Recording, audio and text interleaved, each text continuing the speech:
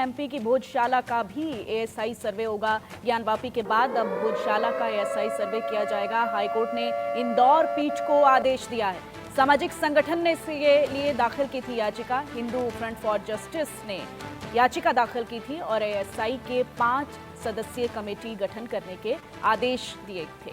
आशीष सिन्हा हमारे legal editor लगातार जुड़े हुए हैं। आशीष, इस पर भी आपसे अपडेट चाहेंगे, क्या ये पूरा मामला है?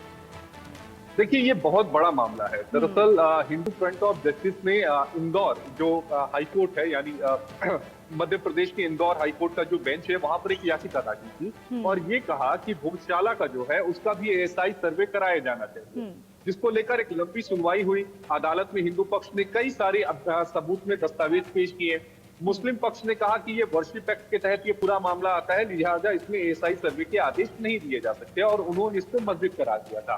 हिंदू पक्ष का ये कहना है कि ये मां सरस्वती का मंदिर है, लिहाजा वहां पर पूजा यानी नमाज जो है वो नहीं हो सकती। दरअसल एएसआई ने 2003 में ये सुनिश्चित किया था कि मंगलवार के दिन वहां पर मां सरस्वती की पूजा होगी और शुक्रवार के दिन वहां पर नमाज होगी। और यही वो मसला था जिसको लेकर वो हिंदू जो पक्ष है वो हाईकोर्ट चला गया। हाईकोर्ट में उन्होंने कहा कि जहां मंदिर है वहां पर इस तरह की प्रार्थना की इजाजत यानी नमाज की इजाजत नहीं दी जा सकती। हाईकोर्ट के सामने उन्होंने कहा कि हाईकोर्ट की इस पूरे मामले में उस इमारत का स्वरूप क्या है, यानी धार्मिक स्वरूप क्या है, धार्मिक स्वरूप मंदिर का है या मस्जिद का है, वो हाईकोर्ट को तय करना था। लेकिन उसमें सबसे बड़ी जो जांच है वो एएसआई की थी और यही वजह थी कि हिंदू पक्ष ने एएसआई जांच का हवाला दिया और कहा कि इसमें जो मॉडर्न टेक्नोलॉजी है यानी जीपीआर जो तकनीक है उसके माध्यम से ये पता लगाया जाए कि इस पूरी जो इमारत है इसका धार्मिक स्वरूप है क्या। और यही वजह है कि आज हाईकोर्ट ने अपने फैसले में 5 सदस्यीय एएसआई के सीनियर अधिकारियों की एक टीम का गठन करने का आदेश दिया है, जो 6 हफ्ते के भीतर इंदौर हाईकोर्ट में अपनी रिपोर्ट पेश करेंगे कि जांच के दौरान उनको क्या कुछ मिला है।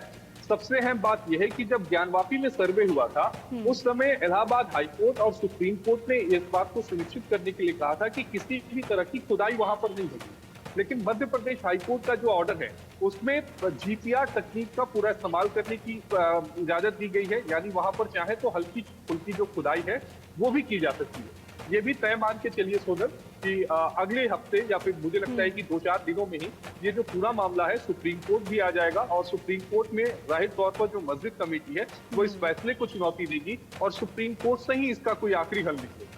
ठीक है आशीष, इस पर लौटेंगे। स्वामी जितेंद्रानंद सरस्वती इस पर कुछ कह रहे हैं, वो अपने दर्शकों को सुनवा देते हैं। मध्य प्रदेश उच्च न्यायालय के इंदौर खंडपीठ के द्वारा मां सरस्वती के मंदिर भोजशाला के एएसआई सर्वे का आदेश पारित करना, अखिल भारतीय संत समिति इसे सुखद मानती है और न्याय की जीत मानती है। हमें आशा ही नहीं पूर्ण विश्वास है आने वाले दिनों में गुलामी के एक एक चिन्ह मिटेंगे और मां सरस्वती का वह दिव्य और भव्य मंदिर वासंतिक नवरात्र और बसंत पंचमी के पूजा से गूंजेगा। हमें यह दृढ़ विश्वास है एएसआई की सर्वे रिपोर्ट मंदिरों को तोड़ करके उस पे मस्जिद बनाने के कुचक्र का पर्दाफाश करेगी। और आशीष सिन्हा हमारे लीगल एडिटर लगातार जुड़े हुए हैं। आशीष, अभी आपने सुना भी होगा स्वामी जितेंद्रानंद सरस्वती को एक पहले से ही इस तरह की प्रतिक्रियाएं आना शुरू हो चुकी हैं और इस मामले को अगर हम ज्ञानवापी से जोड़कर देखते हैं आशीष, तो बैकग्राउंड दोनों का काफी हम नहीं कह सकते कि मामलों में कोई जुड़ाव है। ये मामला एकदम अलग। बिल्कुल, अगर आप देखें तो पूरा पूरा बैकग्राउंड लगभग एक सा है।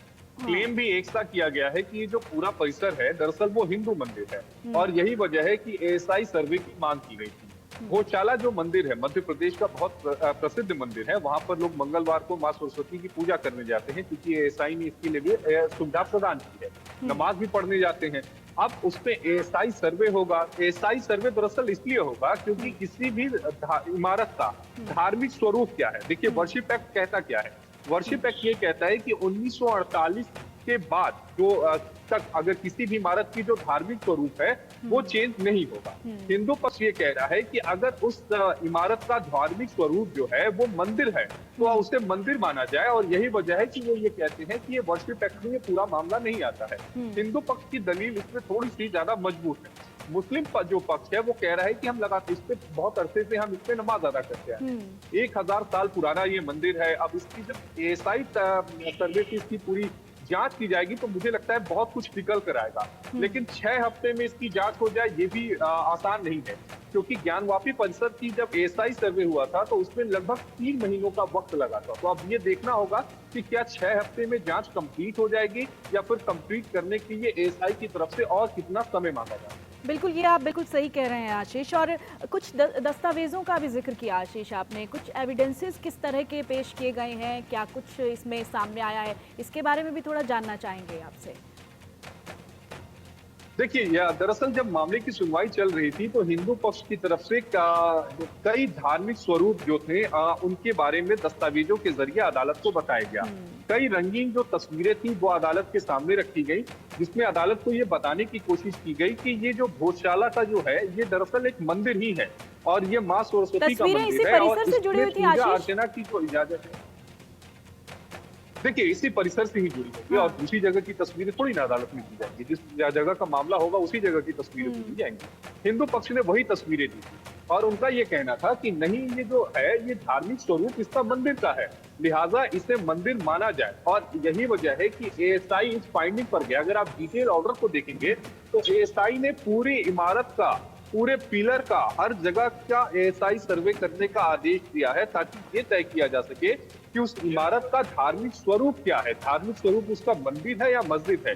ये एक अहम है। हिंदू पक्ष का ये दावा है कि कई सारे हिंदू देवी देवताओं के जो विग्रह हैं वहां पर मौजूद हैं, सनातन संस्कृति की निशानियां हैं और ये मंदिर ही है। हिंदू पक्ष का दावा है। मुस्लिम पक्ष ये दावा कह रहा है कि नहीं, ये मस्जिद है। अब देखना ये होगा कि एएसआई सर्वे में क्या कुछ निकल कर आता है, लेकिन एक बड़ा फैसला, हिंदू पक्ष की बड़ी जीत है, शुरुआती जीत में इसे कहूंगा, क्योंकि ये मामला सुप्रीम कोर्ट तक भी पहुंचेगा और अंत में सुप्रीम कोर्ट को ही ये तय करना होगा कि इसका एएसआई सर्वे किस आधार पे किया जाए। क्या ज्ञानवापी की तर्ज पर किया जाए, जिसमें सुप्रीम कोर्ट ने कहा था कि आप सब कुछ करिए लेकिन कहीं भी छैनी और हथौड़ी का इस्तेमाल ना किया जाए, कहीं भी किसी भी चीज को डैमेज ना करने दिया जाए।